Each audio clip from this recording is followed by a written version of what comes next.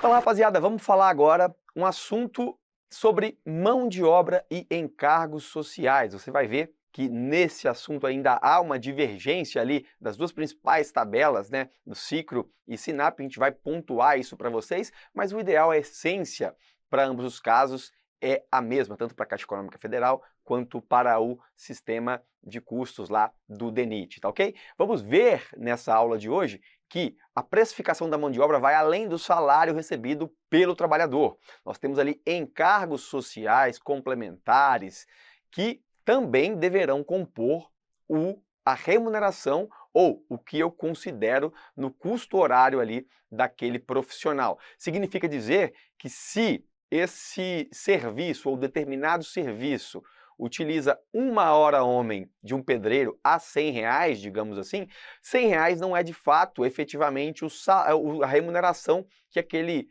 profissional vai receber por hora. Por quê?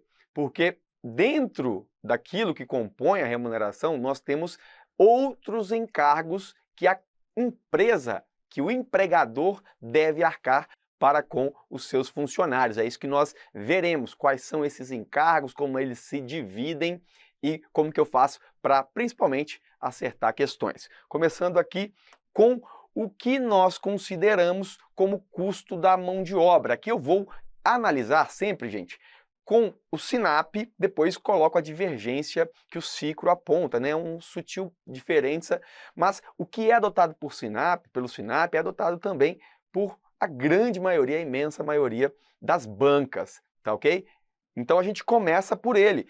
O Sinap diz o seguinte: o custo da mão de obra, por envolver, né, nós sabemos, uma parcela significativa não só do custo direto, e aqui ele já está dizendo, custo de mão de obra é direto, é custo direto de obra. Também envolve um valor total, uma parcela significativa do custo total dos custos diretos, né, e também do valor total do orçamento. Só que ele é composto basicamente por 3 tipos. Nós temos, de fato, a remuneração da mão de obra, que é o quanto o profissional recebe em dinheiro, como demais parcelas que eu já adiantei, encargos sociais e encargos complementares. Então não é só de salário que se compõe o custo da mão de obra. Além destes, da remuneração propriamente dita, né, dos salários, aqui a gente pode colocar como o salário do trabalhador, nós vamos ver um pouco agora dos encargos sociais. E esse aqui é um assunto muito comum em prova, quando nós vemos o que são os encargos sociais. São, na verdade, os impostos que a empresa vai pagar e que serão revertidos em benefícios. Veja, benefícios indiretos e ou de longo prazo ao trabalhador. Eu diria até que alguns benefícios até diretos, né? Benefícios onde ele vai receber, por exemplo, férias, que ele recebe mesmo diretamente esse valor quando tira férias, ou 13º, são também benefícios. Como que isso se compõe?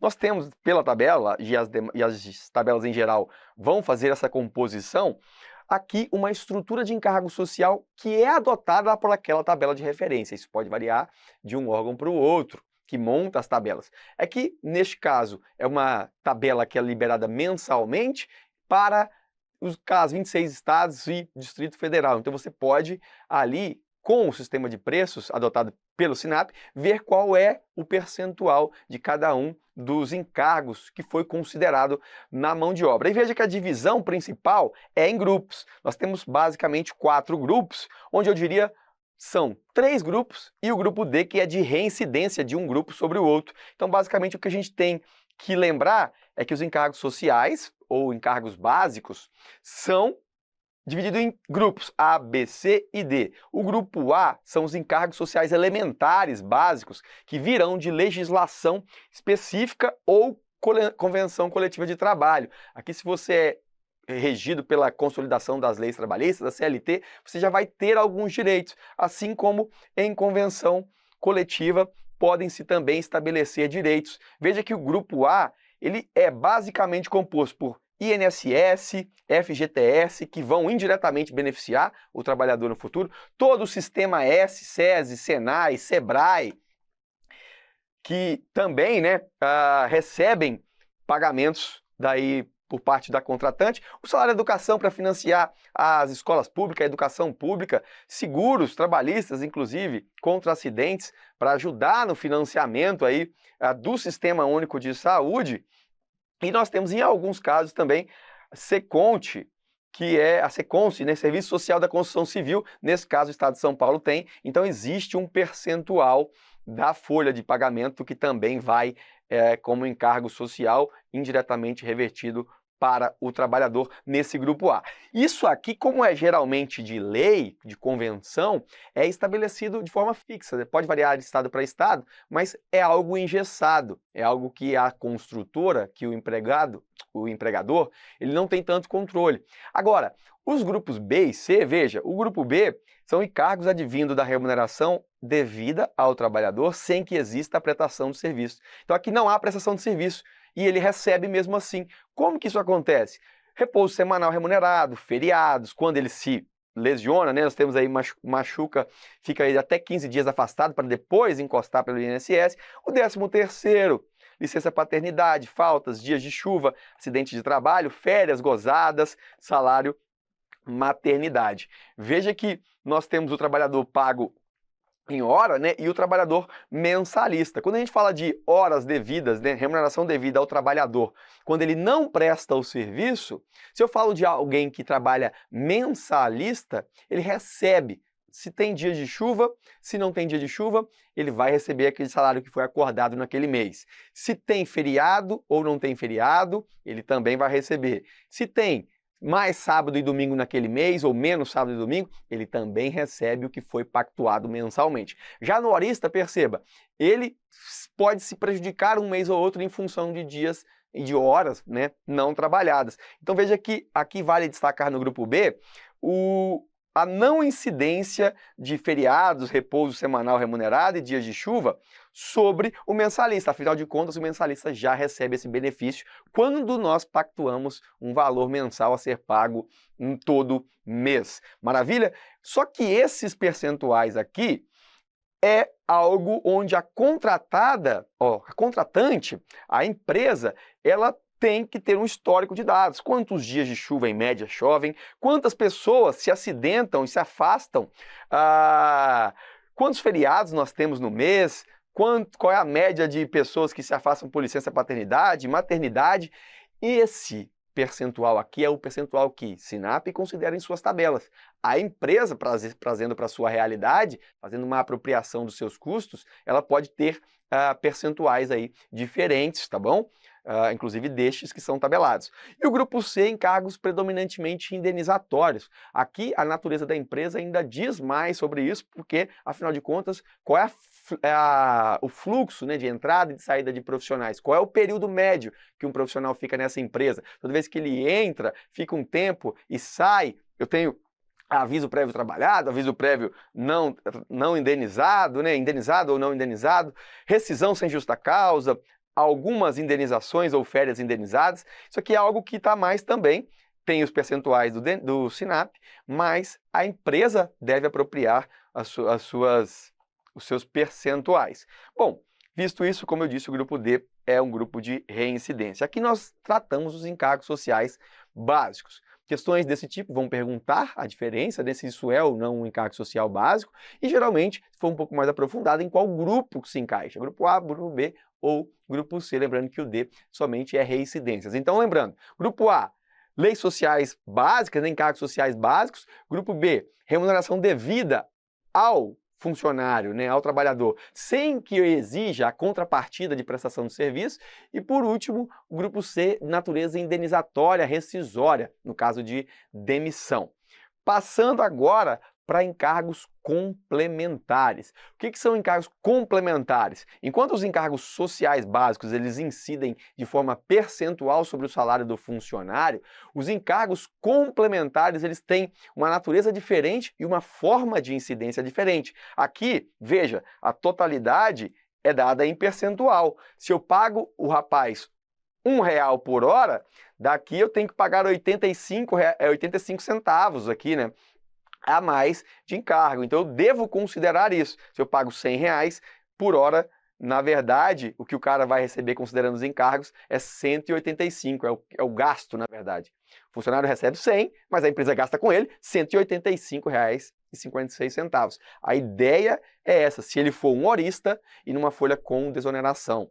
Se ele for, por exemplo, no pior dos cenários aqui, ele for um horista, que tem maior incidência percentual dos encargos sociais, e ele for numa tabela sem desoneração, nós vamos pagar aí o equivalente a mais de 100%, 115%. Isso aqui, é lógico, está desatualizado, é uma tabela de 2022, mas é só para retratar junto com vocês que a cada R$100 que ele recebe, eu gasto mais R$ 115,26 pagando tributos. O nosso país é assim, infelizmente, quer você queira ou não, essas são as regras do jogo. Só vou destacar uma observação muito importante, que é o INSS, que nós trataremos a seguir, ainda nessa aula, sobre a desoneração ou não desoneração da mão de obra. Então, com desoneração, desonerar é desobrigar. Se eu desobrigo o INSS na folha de pagamento, significa que eu não pago imposto, o INSS, sobre a folha de pagamento daquele funcionário. Se eu não desonero, significa que eu onero. Então, sem desoneração é com o pagamento onerado. A folha é onerada, então existe a cobrança do INSS na folha de pagamento. Nós vamos ver que na construção civil existe essa possibilidade, ainda perdura essa possibilidade de pagar o INSS na folha de pagamento do funcionário, incidindo sobre o seu salário, em termos percentuais adotado aí de 20%, ou tirando isso da folha de pagamento, mas a empresa jamais ficará livre da obrigação de pagar o INSS, só que ela pode pagar sobre a receita bruta auferida. Veremos isso na sequência, são formas diferentes. Aqui a gente fala que a folha é onerada, ou seja, ela não é desonerada. Daí então, se ela é onerada, pago 20% do INSS para aquele funcionário sobre o seu salário. Então eu falei da incidência em forma percentual e aqui em termos absolutos, os encargos complementares também são custos que o empregador tem relacionados à mão de obra. Entretanto, agora, além de serem custos absolutos em valores reais, nós temos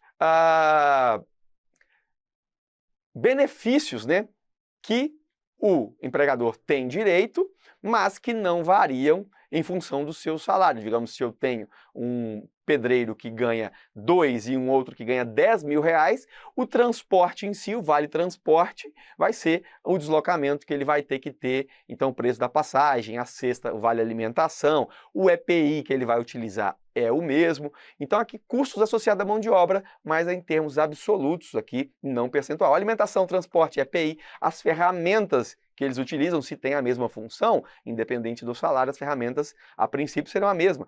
Exames médicos obrigatórios e aí seguro de vida e cursos de capacitação cuja obrigação, então aqui ó, obrigação decorre de convenção coletiva ou normas regulamentadoras da prática profissional da construção civil. Então, de repente, algum NR exige um treinamento daquele profissional e a empresa tem que pagar cada 6 meses, a cada 1 ano, depende. E os exames também, se for o caso, e o seguro de vida também, se for o caso, em um acordo coletivo. Então, os encargos complementares aqui, custos também associados à mão de obra. Depende de posto de trabalho, né, de profissional para profissional, com relação aos exames, os EPIs, mas, em tese, profissionais do mesmo padrão, do mesmo cargo, vão ter aí valores iguais associados. Esses valores não variam proporcionalmente, isso eu já havia dito. Está aqui uma tabela de encargos complementares também na cidade de São Paulo. Então aqui a gente vê a quantidade de exames clínicos que o profissional tem que fazer, o custo unitário, daí nós temos os custos com ele, temos aqui o EPI do pedreiro, o EPI do soldador, além dos exames, a gente está vendo aqui café da manhã, refeição, cesta básica e outros. Então a gente tem alimentação, transporte, seguro de vida. Aqui no caso, se o seguro de vida for obrigatório, ele é um encargo complementar. EPI e exames, como nós mencionamos. Veja bem, para o SINAP, a coisa acaba aí. Salário, encargos sociais e encargos complementares. A tabela Cicro ela é um pouco mais complexa, ela vai um pouco além. Para diversos fatores ela é um pouco mais refinada, tá? No custo de mão de obra, ela inclusive considera uma quarta parcela, a gente estava falando de 3, ela entra com uma parcela que chama-se encargos adicionais. Então, temos os complementares e os adicionais para o ciclo, para a tabela do nosso querido DENIT. Esses encargos adicionais ajudam também a compor os custos de mão de obra.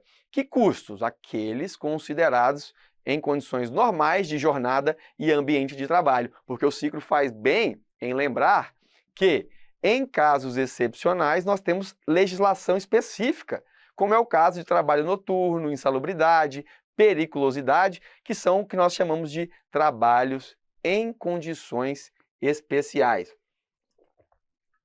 Note que aqui eu estou falando, então, de 3, eu pulei para uma possibilidade de 5 fatores que compõem o custo da mão de obra. Além do salário, encargo social básico, encargo social complementar, nós entramos com encargos adicionais e com trabalho em condições especiais. Esse último só em casos excepcionais também comporão ali. Quantos por cento que ele tem? 20% de periculosidade, salubridade, 30%? Qual é o percentual? Existe e depende de trabalho em condições excepcionais, condições especiais. E a gente vê aqui o que são esses encargos adicionais. Aqui não é igual ao encargo complementar, onde há essa obrigação. Aqui, na verdade, geralmente é um acordo ou uma convenção coletiva de trabalho, que depende das entidades sindicais, e, digamos assim, esse adicional é como se fosse um plus que a empresa dá para o seu funcionário. O que é esse plus? Um seguro de vida, um auxílio funeral, uma cesta básica, uma assistência médica, uma assistência odontológica. Veja, assistência médica, eu não estou falando mais dos exames médicos periódicos obrigatórios lá do complementar. Aqui tem uma assistência médica, tem um seguro de saúde, um seguro odontológico, né? Um plano de saúde ou odontológico para o seu funcionário. Então é um auxílio, um encargo adicional e não complementar. Cuidado com isso. E óbvio, em condições especiais aí depende qual é a condição, se expõe em risco de vida, se expõe a insalubridades, locais insalubres, nós temos estes termos também a serem acrescentados. Então esses dois últimos, encargos adicionais e trabalho em condições especiais, são particularidades que o próprio DENIT traz e o SINAP, a princípio, não considera em suas composições. Agora vamos aqui, dentro, falar de encargos sociais não desonerados e encargos sociais desonerados. Já havia adiantado para você que não é uma escolha, não é uma faculdade da construtora pagar ou não o ISS, recolher ou não o INSS, desculpa, dos seus trabalhadores, né?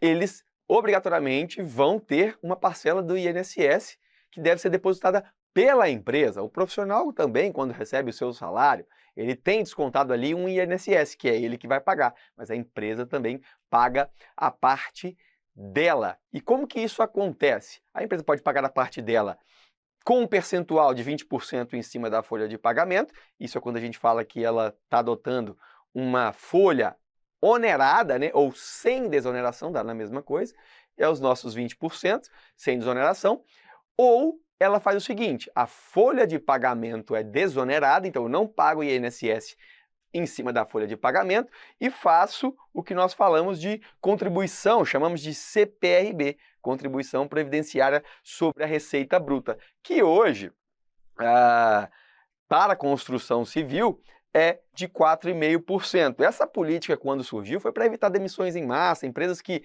têm muita mão de obra e, porventura, estavam com oscilações ali do mercado, estavam sem muito trabalho, pagando muito imposto.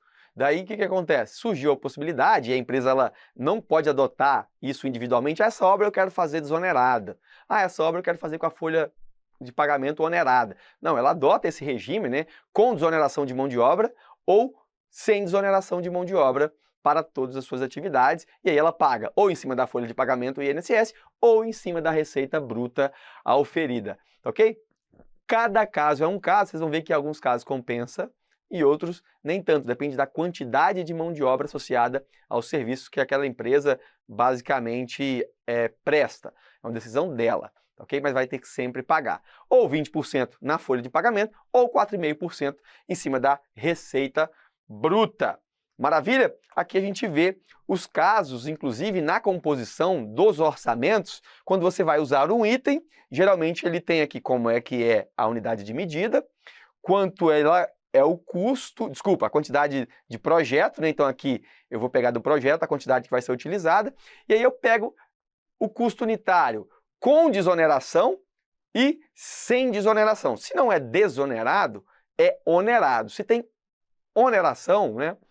O preço é mais caro, a mão de obra está mais cara daquele serviço. Então perceba, se o serviço tem mão de obra, sem desoneração, ele tem que ser um pouco mais caro. E é isso que a gente vê, ó. Com desoneração, R$ 7,18, desculpa, sem desoneração, ou seja, tabela onerada, R$ 7,18 para montagem e desmontagem de andames, e com desoneração, ou seja, sem 20% de INSS na mão de obra, R$ 6,41. Sempre com desoneração é mais barato ou igual. Quando é igual, o preço, veja só, fornecimento, aqui, simples fornecimento de material, significa que R$ 8,69 é a tabela sem desoneração, R$ 8,69 é a tabela com desoneração, significa que esse serviço não tem mão de obra. Aí eu simplesmente coloco o fornecimento do andaime, a montagem e desmontagem tem mão de obra. Agora, eu alugo o andaime, chega lá para mim, é entregue na minha obra.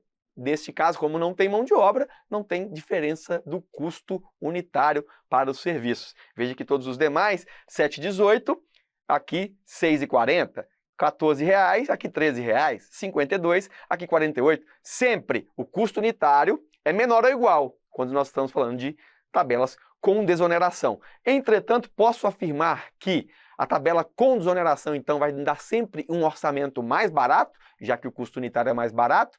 Não, jamais posso afirmar isso. Por quê? Porque o BDI deve compor a parcela do INSS, o CPRB, né? Contribuição Previdenciária sobre a Receita Bruta. Então veja que na hora que eu for analisar o BDI, embora quando a tabela seja onerada ou sem desoneração, o custo unitário é maior, o BDI é menor. Isso aqui é um exemplo da cidade de São Paulo, a composição do BDI. Então, se eu adoto sem desoneração, BDI de 20,11%. Se eu adoto a tabela com desoneração, ou seja, com preços unitários mais baixos, o BDI dela vai ser menor. Por quê? Porque o INSS vem aqui, ó, no CPRB. Aqui eles chamam de INSS, que é a contribuição previdenciária. Ela deve ser incluída. Afinal de contas, eu não falo pro licitante, olha, paga o INSS dos seus funcionários aí, e eu como órgão público, não estou nem aí para você, não vou repassar esse dinheiro. Eu devo repassar, seja dentro das composições, seja dentro do BDI. É uma obrigação. Então, eu nunca vou poder pegar uma tabela com desoneração e adotar um BDI sem desoneração. Por quê? Porque aí eu não estou pagando nem o INSS na mão de obra e nem o INSS sobre a receita bruta auferida. Então, veja, isso aqui, esse cruzamento eu nunca vou poder fazer. Se eu adoto a tabela com desoneração, eu adoto um BDI que considere o INSS ou o CPRB. Entendido isso, veja um exemplo. Olha o cenário 1, onde eu tenho uma mão de obra num determinado serviço de R$ 100.000, que representa 40% do serviço. 40 mil é de mão de obra, o resto de materiais. Aqui, leis sociais são um pouco mais altos. Por quê? Porque não tem desoneração. Aqui é uma tabela onerada. Então, eu pago 120% de lei social. Isso me dá um custo total de 148 mil. Veja que agora, se eu adoto uma tabela com desoneração, significa que tem desoneração do INSS na folha de pagamento. Então, eu vou pagar menos imposto na folha de pagamento. Olha minhas leis sociais, caiu para 90,51. Pago menos imposto na folha de pagamento. Entretanto, o meu BDI vai ter um acréscimo de 4,5% do INSS ou do CPRB. Desconsiderando todos os demais itens do BDI, a gente consegue ver, neste caso, com mão de obra alta, adotar a folha com desoneração é algo interessante. Tem muita mão de obra no meu serviço, eu vou desonerar a mão de obra, a folha de pagamento da mão de obra. Agora, no cenário 2, veja, mão de obra baixa em relação ao valor do serviço, só 15% de mão de obra. Então, aqui eu pago 120,53% de leis sociais sobre a mão de obra, aqui eu pago 90% sobre a mão de obra também. Neste caso aqui eu tenho 4,5% de INSS, aqui eu não tenho. Por quê? Porque o INSS está considerado aqui dentro das leis sociais, né? Os 20% lá de INSS no grupo A das leis sociais, dos encargos sociais. Neste caso aqui, veja que a tabela sem desoneração, por ter um baixo percentual de mão de obra nesse serviço, ficou mais barata.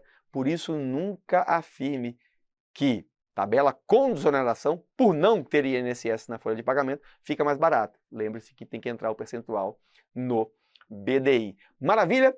Então, é isso a nossa aula teórica. Bora resolver exercício.